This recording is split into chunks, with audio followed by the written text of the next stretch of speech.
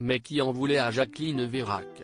À Nice se tient une sorte de cluedo géant, devant les assises, pour déterminer la responsabilité de un ou plusieurs protagonistes après l'enlèvement de la riche veuve en 2016. Aujourd'hui âgée de 80 ans, elle doit témoigner de sa mésaventure devant la justice.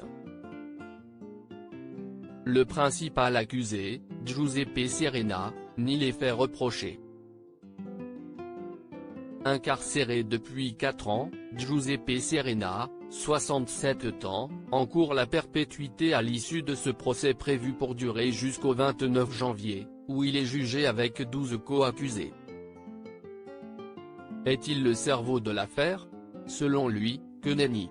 Je n'ai absolument rien à voir avec cette organisation ou mascarade. Je suis totalement innocent et je continue à le dire depuis 4 ans, a-t-il juré selon des propos rapportés par l'AFP.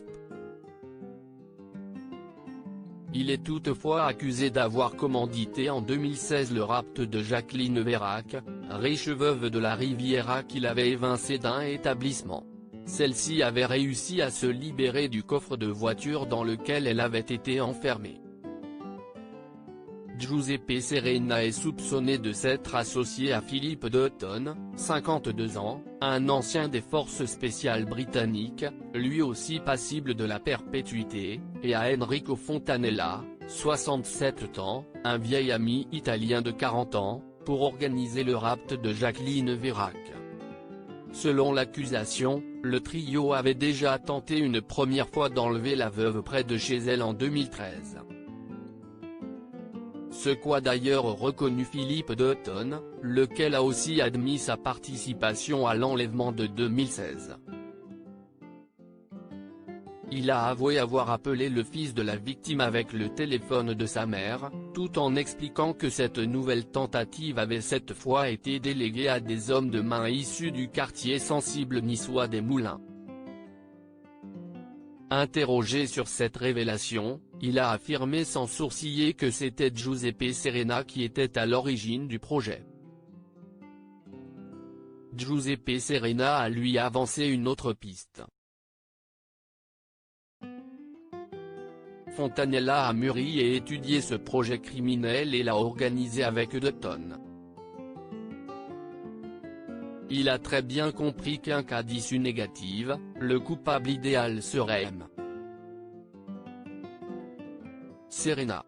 Il a gagné que je suis considéré comme le responsable N-1, si est facile pour eux, si est classique, a-t-il clamé.